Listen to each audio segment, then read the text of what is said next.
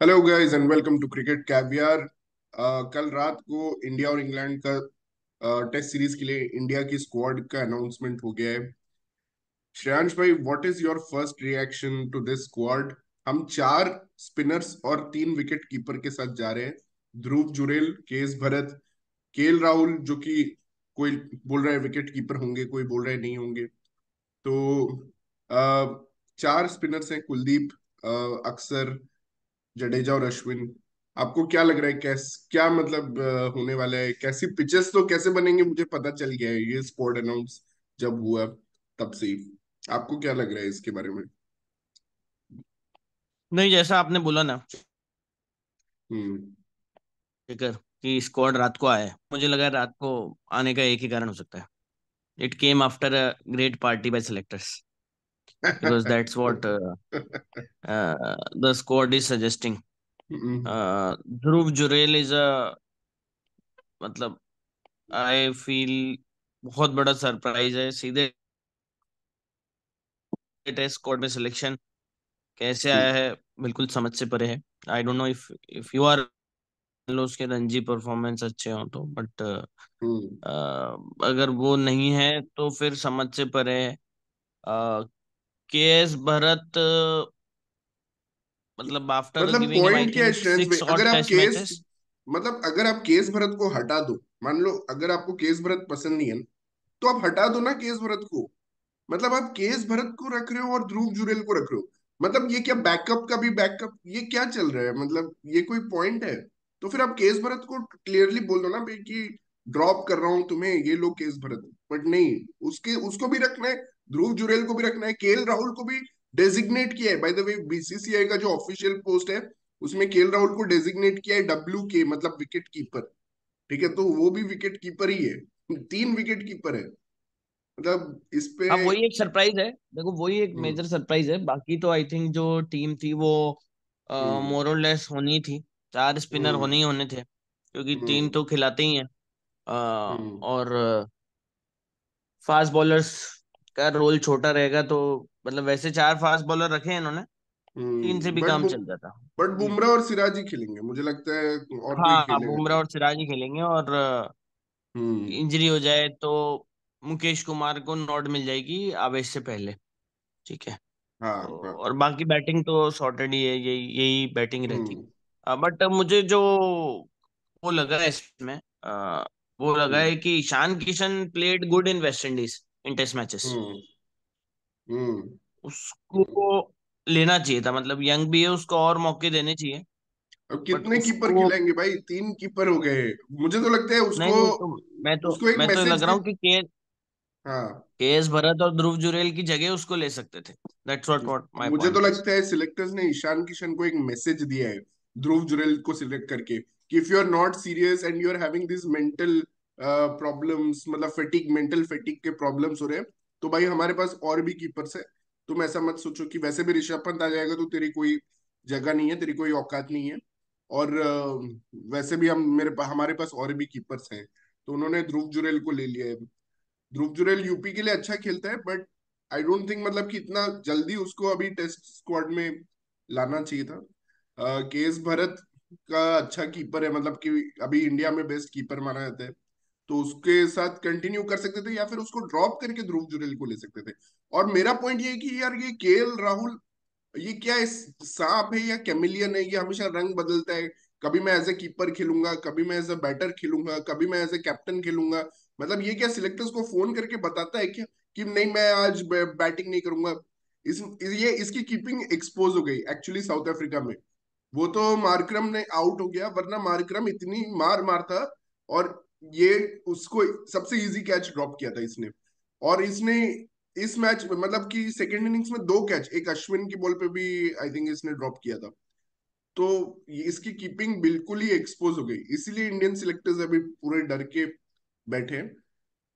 But आपको batting lineup अगर हम इसमें से टीम बनाए शहज भाई, तो आपको क्या लगता है? रोहित है, शुभमन है, यशस्वी है, शुभमन गिल है, Virat Kohli at 4, Shreyas Iyer at 5, KL Rahul at 6, और जडेजा 7, जडेजा 7। तो अक्षर 8, अश्विन 9। और बुमराह सिराज 10 एंड 11, तो ये, हम्म। तो फिर केएल को ही कीपिंग करना पड़ेगा अगर ये स्क्वाड रहा तो, बिकॉज हमारे पास स्कोप ही नहीं है और कोई कुछ करने का। हाँ, वही 11 तो फिक्स है, और जिसमें बैटिंग हम्म 9 तक है। अश्विन, जडेजा और अक्षर जो है वो 7, 8, 9 है। हम्म तो इन्होंने ही अपने को ऑस्ट्रेलिया के खिलाफ सीरीज जिताई थी। हम्म राइट। हाँ ये। 11 में तो कोई स्कोप नहीं। हम्म बट आपको क्या लगता है ये क्या मतलब, तो फिर केएल राहुल ही कीपिंग करेगा ना, क्योंकि अगर आप केएल राहुल को एज ए प्योर बैट्समैन खिलाओगे तो you have to play someone else and you have to drop someone. मतलब आपको अगर केएल राहुल को एज ए बैटर खिलाना है तो आपको शुभमन गिल को ड्रॉप करना पड़ेगा, या जिसका बहुत खराब रन चल रहा है अभी रिसेंटली, या फिर आपको ड्रॉप करना पड़ेगा। आई थिंक शुभमन शुभमन गिल के पास तो ये 2 मैचेस हैं। आई वेरी स्ट्रांगली फील कि उसके हम्म पास ये 2 मैचेस हैं। इफ ही हाँ don't score runs, he hmm will be asked to play some more Ranji matches. क्योंकि हम्म 2023 आईपीएल के बाद उसका average in tests and T20s is less than 20। हम्म वो है। और केएल राहुल की जहां तक बात है, कल मैं एक आर्टिकल पढ़ रहा था जिसमें लिखा था कि इंडिया केएल राहुल नाम के कॉन्ड्रम से कैसे बाहर निकलेगी। अच्छा, ये आर्टिकल शेयर करना भाई, मैं भी पढ़ूंगा। हम्म हाँ, मैं भेजता हूँ। मतलब उसमें यही लिखा हुआ था कि क्या होता है कि हर बार ही चेंजेस इज रोल्स, और हम्म इंडिया को फिर उसके रोल के हिसाब से उसको बिठा लेते हैं टीम में।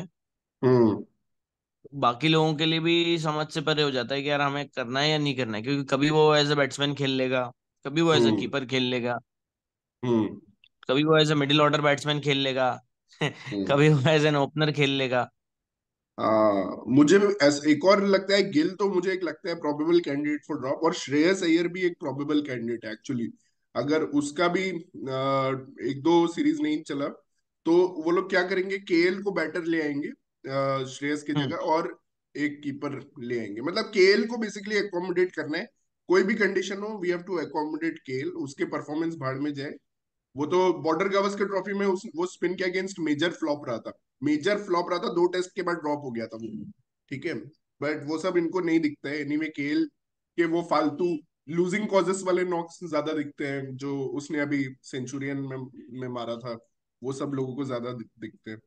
नहीं, वो तो लेकिन सेंचुरियन वाली तो इनिंग्स तो उसकी अच्छी थी। मतलब हम्म उसमें तो I think we focused on bowling part, और सेकेंड इनिंग्स हम्म बैटिंग में हमने खराब खेला, बट 245 तो मतलब ठीक बन गया था उसकी वजह से।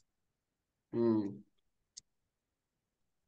नहीं, देखते हैं, इंटरेस्टिंग बट होगा। के हम्म बट केएल राहुल का average after playing so many matches सबसे खराब है। टेस्ट बैटर 32 या 33 का एवरेज है उसका।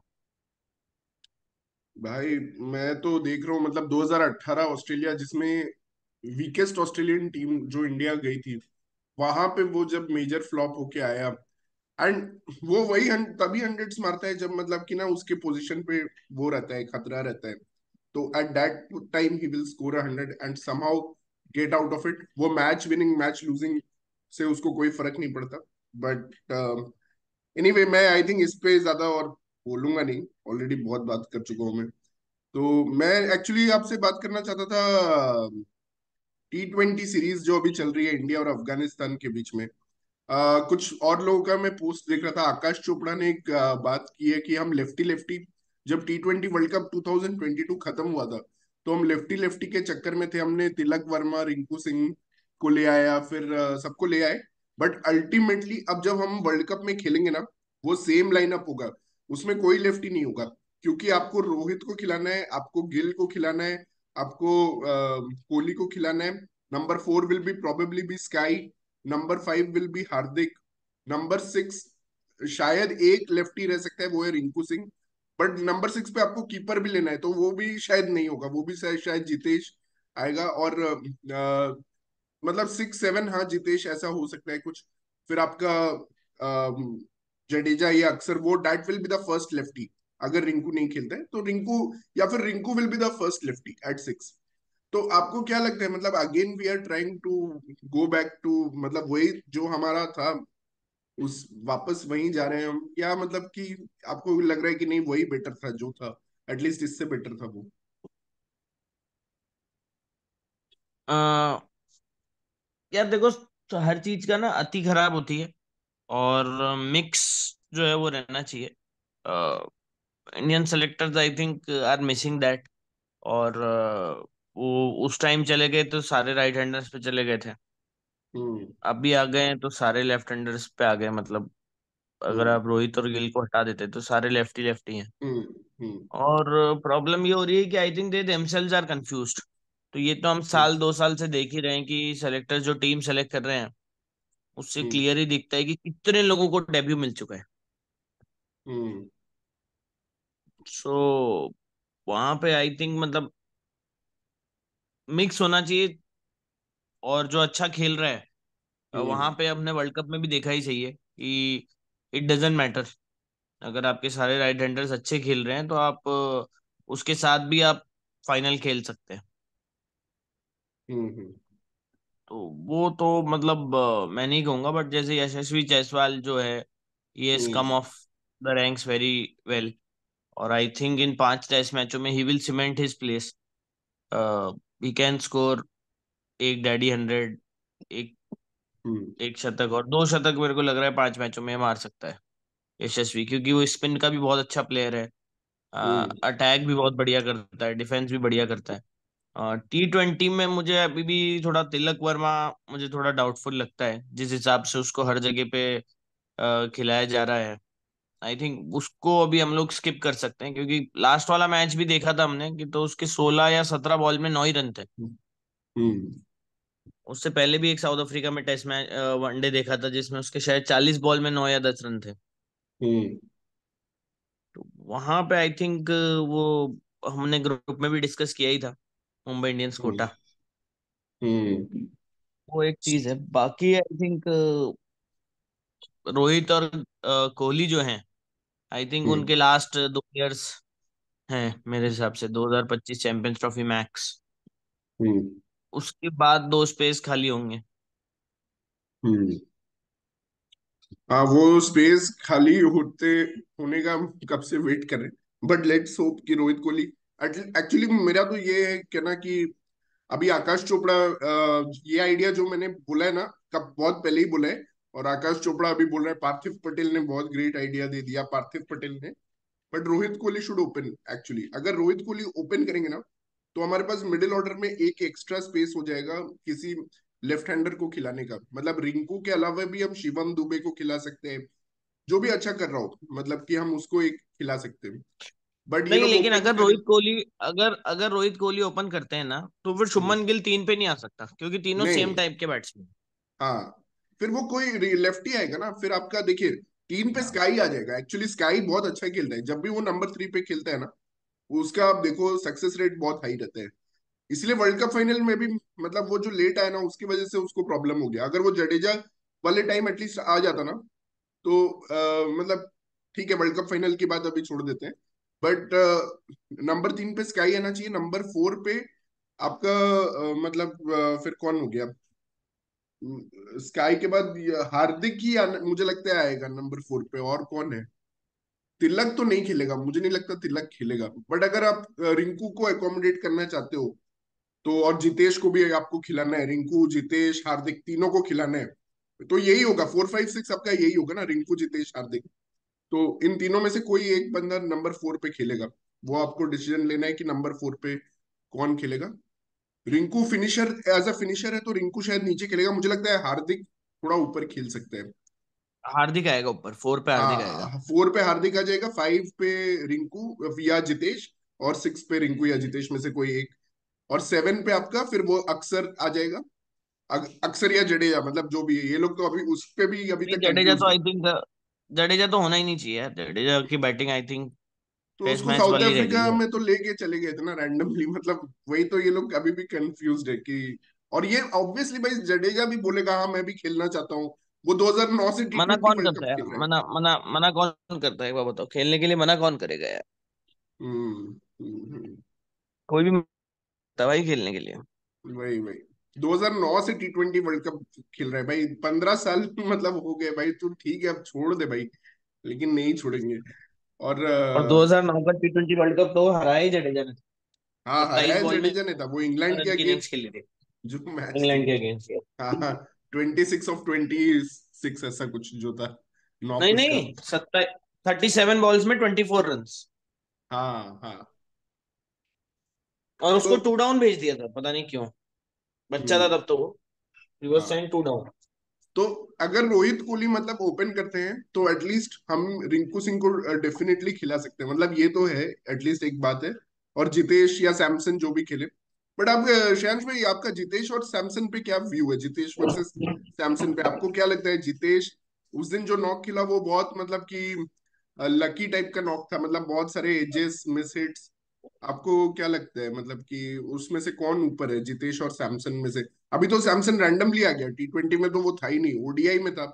फिर उसको T20 में वो भी आई थिंक ईशान किशन को मैसेज देने के लिए कि एक सैमसन को उन्होंने सिलेक्ट किया है। और उसका कुछ पर्पस नहीं है एक्चुअली, उसको खिलाने वाले नहीं है। अगर खिलाना होता तो विराट और यशस्वी के ना होते ही उसको खिला लेते। यार मैं तो शॉक्ड हूँ, क्योंकि देखो अगर बैटिंग वाइज अगर अपन देखें, तो hmm there is no comparison of hmm Sanju as a batter. हम्म अगर बैटिंग लेवल पर अपन मैच करें, तो संजू होना ही चाहिए फर्स्ट प्रेफरेंस। हम्म बट अब,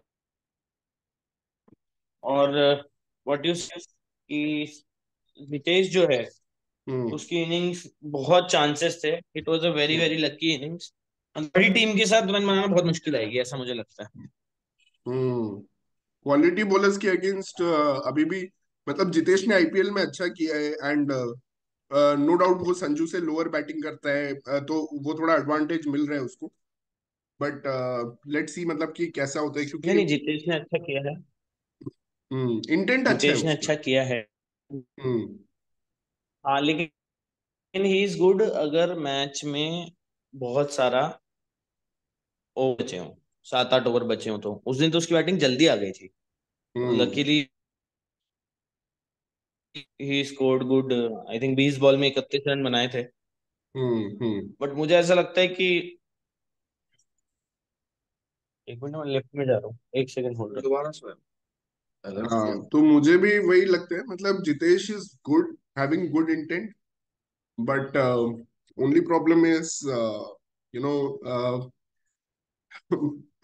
थोड़ा मतलब कि शॉट्स जो उसके हैं वो ऐसे शॉट्स हैं जो क्लीन हिट्स नहीं लगते उसके, मुझे ऐसा लगता है। थोड़ा स्लॉग वाले शॉट्स है, टाइमिंग उतना अच्छा नहीं होता है। But his intent is damn good, and I think I can work with that. I don't I am a supporter of Sanju Samson, but ऐसा नहीं है कि मैं संजू सैमसन नहीं हो तो इंडियन टीम में और कोई, ऐसा नहीं है मेरा। अगर Jitesh can play that role जो वो आईपीएल में भी करता है, and he does it well, तो I am all for Jitesh. मतलब I will be the first person to back Jitesh.